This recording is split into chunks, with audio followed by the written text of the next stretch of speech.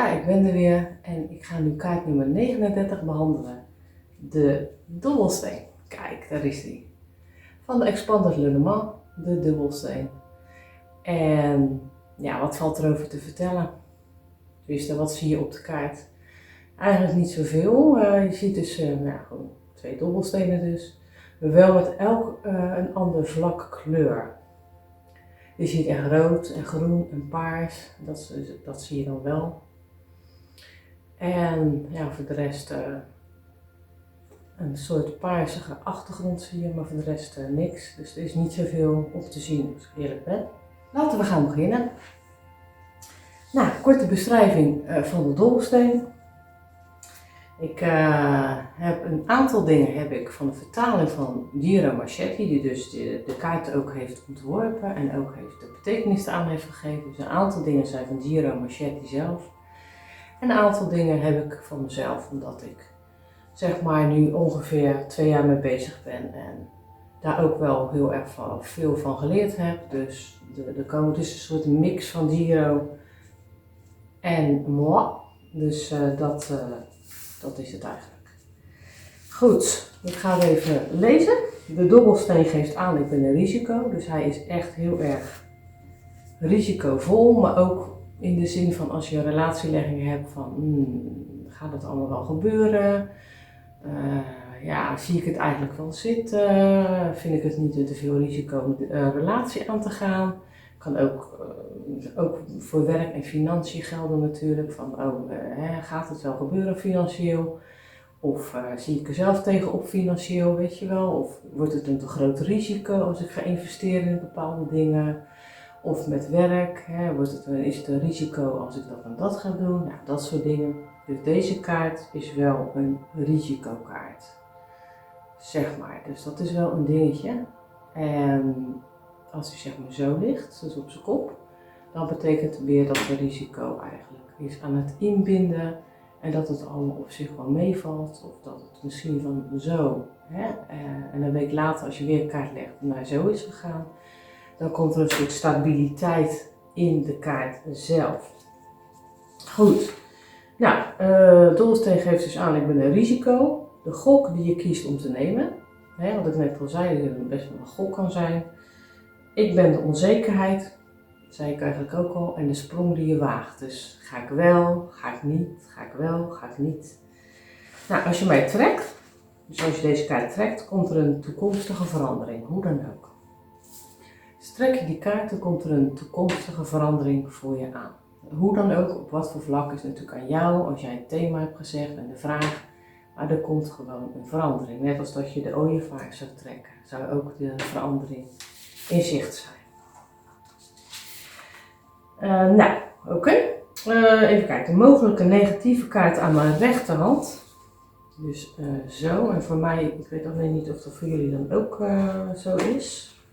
Kijk of ik toevallig een negatieve kaart heb. Deze dan. Nou, voor mij is dit rechts, maar ik weet niet of dat voor jullie ook zo is, omdat het misschien net in spiegelbeeld is. Maar in ieder geval valt de kaart, de dobbelsteen, en zeg maar heb je een negatieve kaart aan de rechterkant, dan is er wel kans dat het wat minder fijn allemaal gaat worden.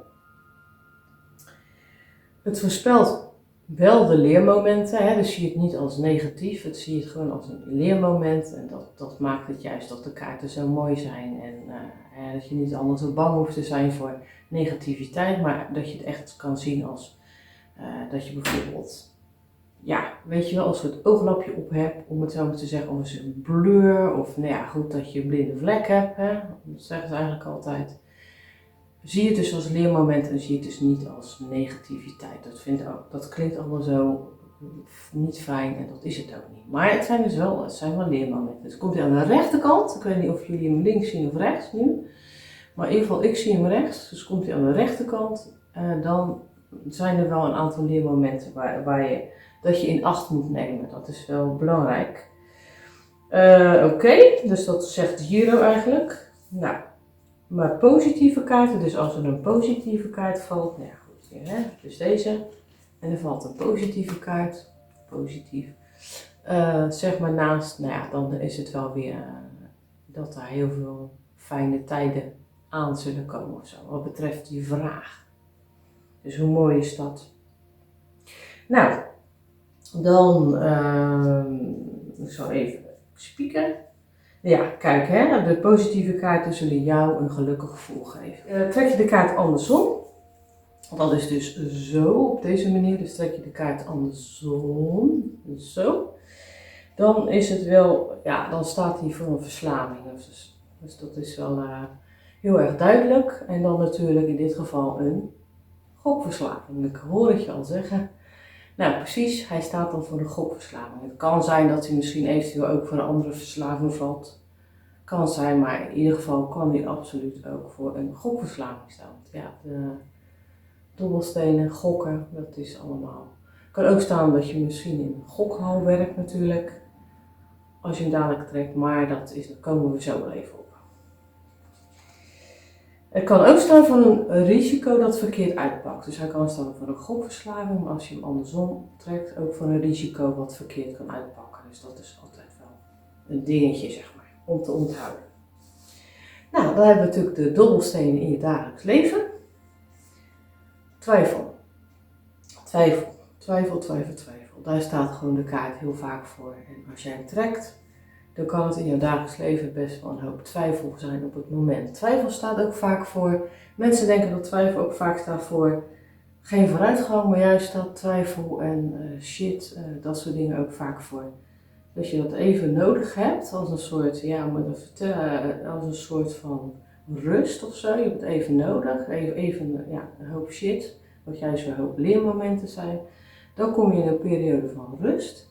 En van daaruit ga je weer opbouwen. En dat is eigenlijk altijd zo. Dus het leven heeft altijd bestaat als een soort een soort stroompje. Het gaat op en gaat niet. En het gaat wel en het gaat niet. En dat is altijd wel hoe het vaak gaat. En vaak denk je van, dat je op een gegeven moment in de stilstand staat. Maar vaak is dat niet zo. Vaak is het naar een andere energie toe, om het zo maar eens te zeggen.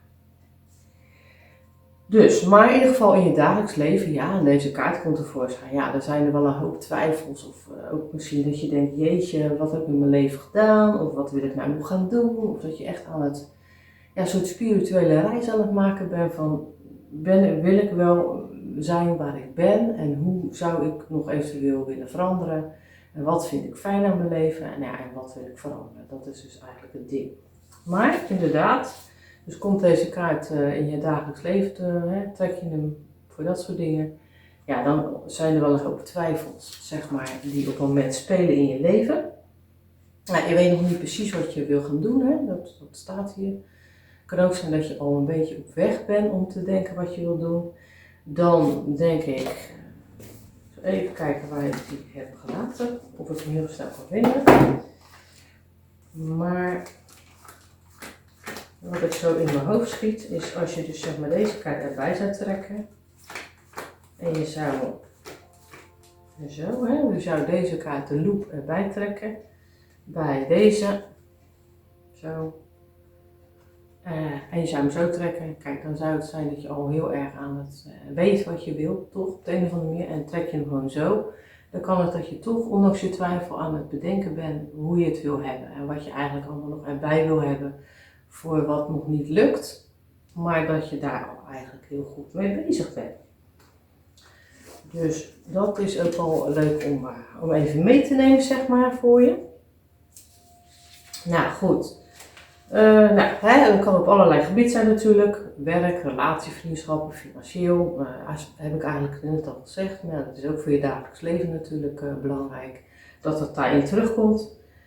Het kan ook zijn dat je een gokje wil wagen en dat je dit heel spannend vindt om te doen. Dus dat is ook wel een beetje, hangt ook van je vraagstelling natuurlijk. Maar dat is wel een beetje zo globaal waar deze kaart de dobbelsteen voor staat. Ja, tip. Wat ben je toch aan het denken? Wat ben je toch aan het twijfelen? Wat wil je? Wat wil je niet? Dat is eigenlijk een beetje het thema waar ik op door wil gaan. Om een beetje, zeg maar, die twijfel weg te nemen. En goed te kunnen bedenken van wat je wil en wat je niet wil. Want je weet natuurlijk, je denkt natuurlijk, ja, maar doe ik het allemaal wel goed en dadelijk pak ik het verkeerd uit. En weet je wel, dan krijg je dat soort dingen natuurlijk weer. Maar ja, wie niet waagt, wie niet wint natuurlijk. Dan heb je natuurlijk wel dingen geprobeerd. Mocht het niet worden wat je ervan verwacht zou hebben, kan je altijd weer een andere zijweg inslaan om dan toch hetgene te bereiken wat je wil. Het kan ook zijn dat je op een gegeven moment denkt, oké, hetgene bereik wat ik wil, maar eigenlijk is het toch niet wat ik wil of niet helemaal wat ik wil, weet je wel. Dus ja, ik zou zelf zeggen, waag die sprong of je moet echt een heel eng onderbuikgevoel hebben. Dan moet je het natuurlijk niet doen, maar voor hetzelfde geld kan je gewoon denken van, joh, waag gewoon die sprong om het wel te doen. Maar goed, ik heb daar een lijstje voor gemaakt. Een lijstje heb ik gemaakt, best wel een lange lijst als ik eerlijk ben. En nou ja, dan wil ik eigenlijk ook aan jou vragen van, joh, als je twijfelt, maak een lijstje. En dan die keuze hebt tussen 2 dingen of tussen meerdere dingen. En die op je pad komen, zeg maar. En dan is het van, ja, positief, hè? Wat brengt het me? Wat brengt het me als positiviteit? En wat brengt het me als negativiteit? Dus dat je die 2 eigenlijk zo naast elkaar zet van, en bedenkt van oké, als ik dat en dat ga doen, wat zijn de positieve dingen die uit kunnen gaan rollen en wat is de negativiteit in dingen als wat zijn de blokkades en hoe kan ik dat eventueel natuurlijk wel weer ombuigen of wat blijven blokkades. Dus dat is natuurlijk wel een dingetje. Nou, oké. Het kan ook zijn dat je super angstig bent, dat is ook wel een ding. En wat ook belangrijk is, het zal ongetwijfeld in mijn lijst staan. Ik heb echt een hele grote lijst gemaakt. Wat heel belangrijk is om ook aan anderen te vragen hoe zij dingen hebben gedaan. Zeker als mensen er ervaring mee hebben, dus als ervaringsdeskundigen. Daar is het gewoon super belangrijk voor.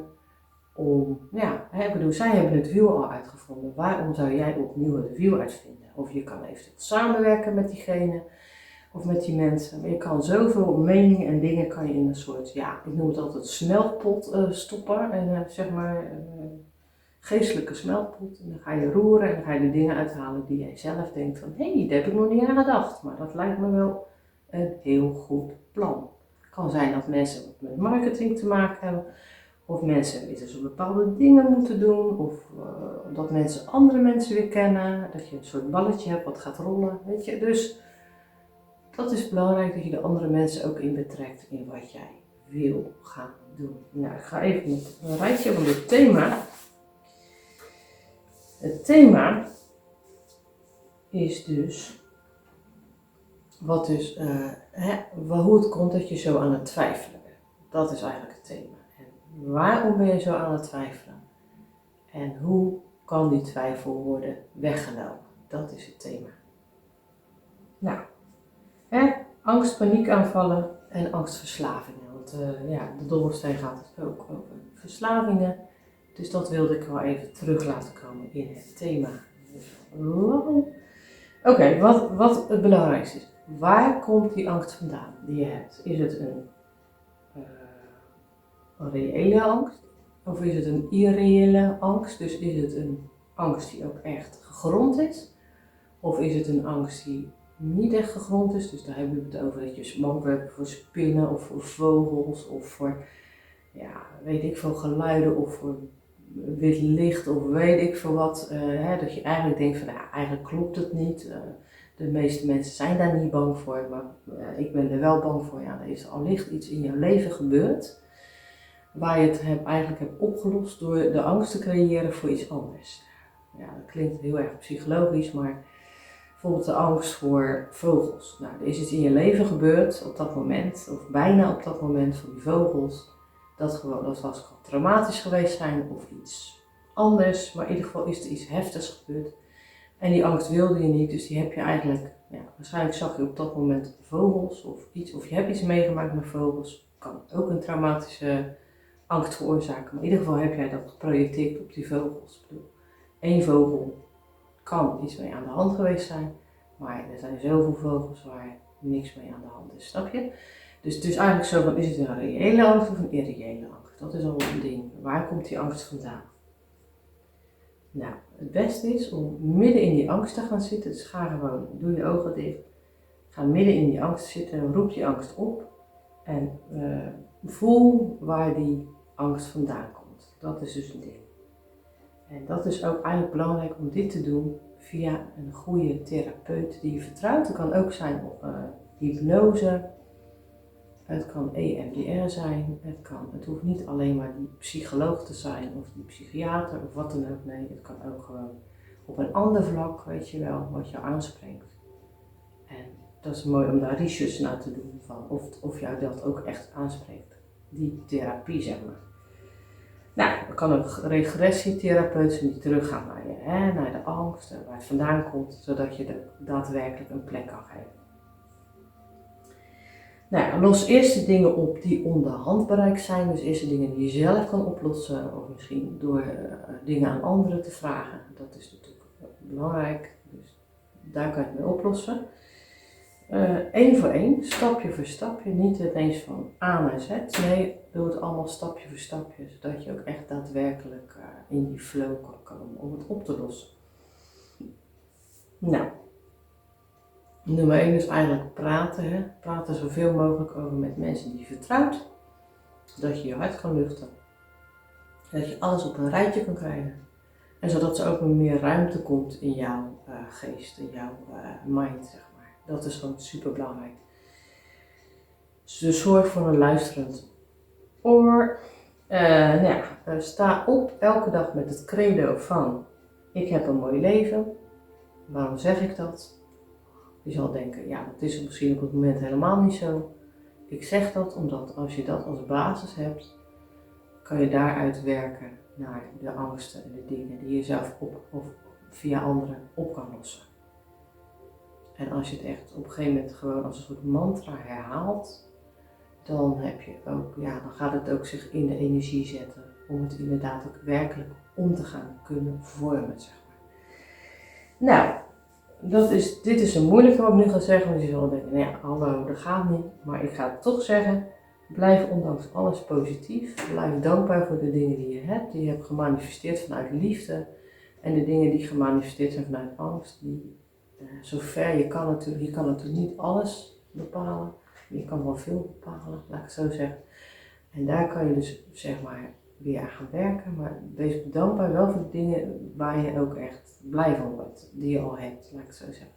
Dat is vaak wat mensen vergeten.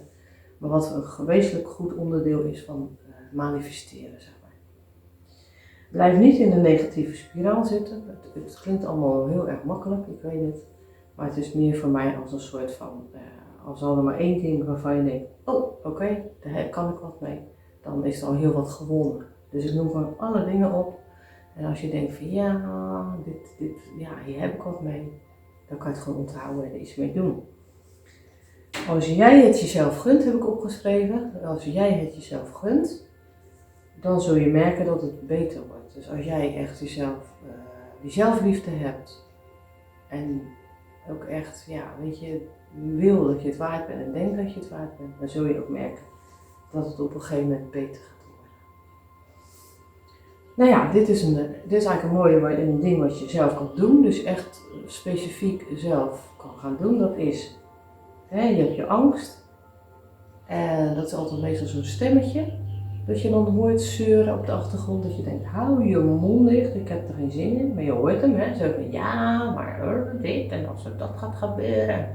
En soms hoor je hem de hele dag, waar je dus helemaal gek van wordt. Sluit je ogen en doe net of je angst een soort van poppetje is. Dus zie je angst als een soort van poppetje met armpjes en beentjes. Dus dat je het niet zo abstract meer is, maar dat het echt iets is waar je tegenaan kan praten, om het zo eens te zeggen. En vraag aan je angst, dus doe je ogen dicht en zeg gewoon, dat stemmetje komt zeggen, maar het gaat niet om dat. En dan zeg je, omdat je zo angstig voelt van, we vragen eigenlijk echt aan die angst, aan die een soort poppetje met armpjes en beentjes van, hoe komt het nu dat ik zo angstig ben? Waarom doe je dit, weet je wel? Dus je vraagt het echt eerst. Hoe komt het dat ik zo angstig ben? Staat hier precies. Dus hoe komt het dat ik zo angstig ben? Dan hoor je op een gegeven moment ook een stem die uit gaat leggen. Waarom? Je kan een antwoord krijgen voor ingeving, dat is natuurlijk helemaal mooi. En dan zeg je bijvoorbeeld, er komt een antwoord in je hoofd van, Je legt de lat te hoog, hè? Bijvoorbeeld van ja, nu ben ik angstig, hoe komt dat? En die hoort deze stem dan. Dan komt het dat je de lat te hoog legt, wat dus heel goed kan natuurlijk als perfectionist. Vraag dan, hoe komt het dat ik de lat te hoog leg? Dus ga gewoon in een soort discussie, of geen discussie, maar een soort interview. Dus van elke keer weer een schilletje afpellen, om het zo maar te zeggen. Dus hoe komt het dat ik de lat te hoog leg en waarom ben ik hier zo angstig voor? En dan zal je vaak op een gegeven moment merken dat er dingen loskomen. Schrijf het op, weet je wel, om daar ook iets mee te gaan doen of om dit te vertellen aan anderen of aan de therapeut of wat dan ook. Nou, wat ik zelf eigenlijk doe, dat heb ik gewoon opgeschreven, want ik werd er gewoon niet goed van. Ik kijk eigenlijk heel weinig naar het journaal. Ik vind het gewoon, dat wekt gewoon angst op bij mij en dat zijn haast nooit leuke onderwerpen waar je blij van wordt. En ik kijk er gewoon eigenlijk niet echt naar. Nee, heel weinig, heel soms, maar heel weinig. En ik lees geen kranten, want ik werd er een beetje, ja, depressief is een groot woord, maar ik werd er een beetje neerslachtig van. Altijd die ontzettende ellende. En misschien dat ik niet de verkeerde krant heb gelezen, dat kan ook, maar ik kreeg wel eens een krant, zeg maar, oude krant van vriendin, om zeg maar dingen in te bewaren, afval, wat dan ook. Dat je weg doet in de vuilnisbak. Maar dan ging ik er soms zo even lezen en dan werd ik zo depressief, of depressief. En dan werd ik heel erg, ja, ik werd er een beetje neerslachtig van, laat ik het zo zeggen.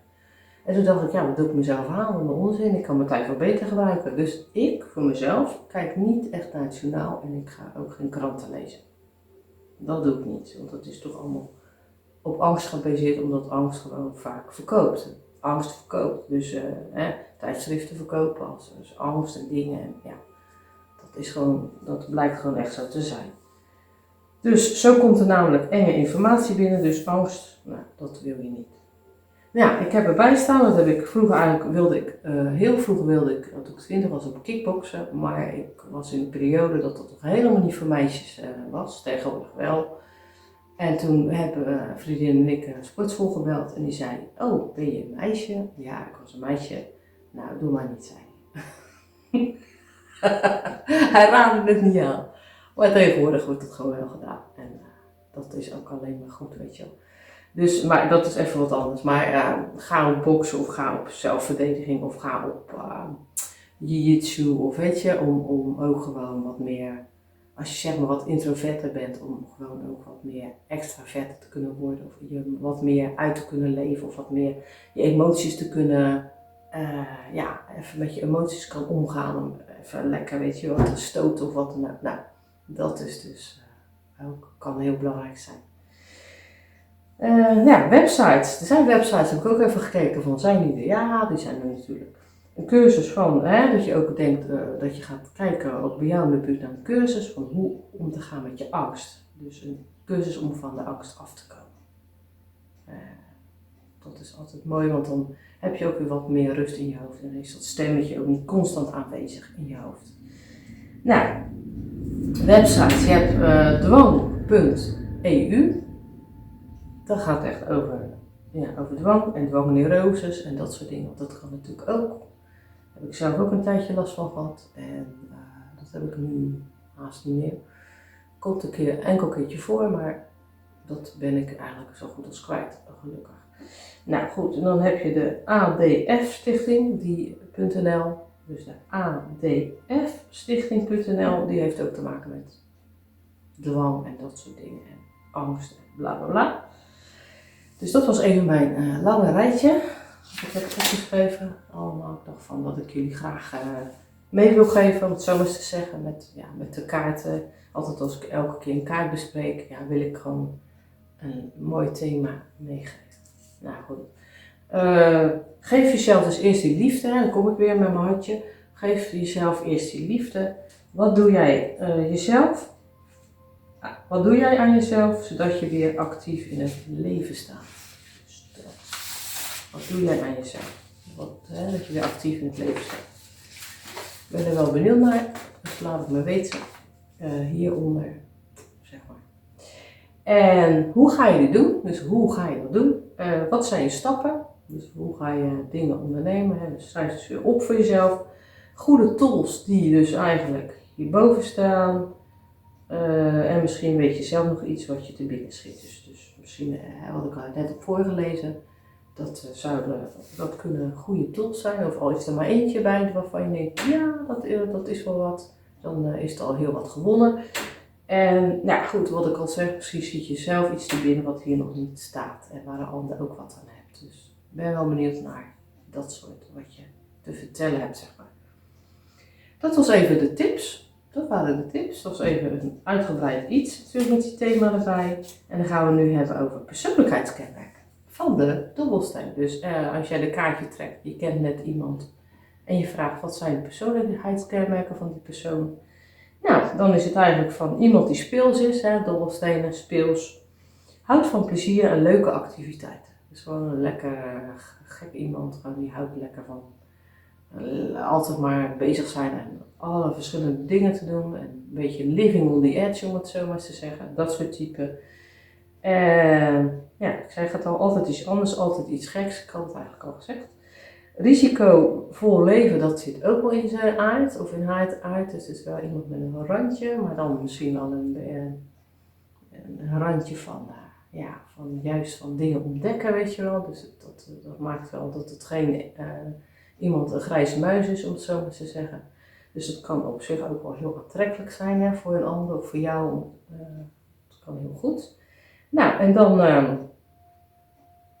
even kijken of ik iets vergeten ben. Ja, afwisseling is zijn of haar middel. Nee. Dat is ook echt een persoonlijkheidskenmerk. Nou, als alternatief kan de dobbelsteen een kaart een houding geven van speelsheid, maar ook plezier en spelletjes aangeven. Dus ook gewoon bordspelletjes en dat soort dingen. Ook risicovol gedrag suggereren, zoals gokken, maar dan andersom. Staat de kaart andersom. Dat zul je wel begrepen hebben natuurlijk. Nou, dan wat voor werk past bij je. Je hebt de dobbelsteen, wat voor werk past bij je. Werken in een gokhal heb ik opgeschreven. Werken in een risicovol beroep natuurlijk. Zoals beveiligingsmedewerker, dat soort dingen. Dat zijn de 2 dingen die ik heb opgeschreven. Misschien dat jou nog iets te binnen schiet. Dat je denkt, ja, maar dat kan ook. Ja, zeg het maar alsjeblieft, want daar kan ik weer wat van leren. En de andere mensen die deze filmpjes bekijken ook. Dus ik hoor het graag van je. Waar je nog meer aan kan denken wat betreft, zeg maar, dit soort dingen. Het kan natuurlijk ook gaan om een groepje. Nou, dan hebben we in combinatie met andere kaarten. Dus je hebt de dobbelstenen en je hebt de ruiten. Deze 2 jongens bij elkaar. Dan staat hij voor dat je echt ervoor wil gaan. Je wil er echt voor gaan. Je bent er helemaal klaar voor. Yes, tjaka, kom op. Nou, dat is dus wat deze combinatie aangeeft. Dan heb je de dobbelstenen met de hond. Dat is wel even anders dan normaal gesproken. Want, wat staat er? En dan zeker als hij zo ligt. Als ik eerlijk ben. Dan is het wel. Laat zich afleiden door iets anders. Laat zich afleiden door iets anders, maar het kan ook duiden op een mooi weervriendin. Dus iemand die fijn lijkt, maar het eigenlijk niet is. En dat is eigenlijk een Giro Marchetti ding, dat heb ik niet zelf verzonnen. Of ben ik niet zelf achtergekomen in de leggingen. Maar dit is echt Giro Marchetti zijn ding, om het zo maar eens te zeggen. Nou, dan hebben we nog het boek. Dus de dobbelstenen en het boek. Deze 2.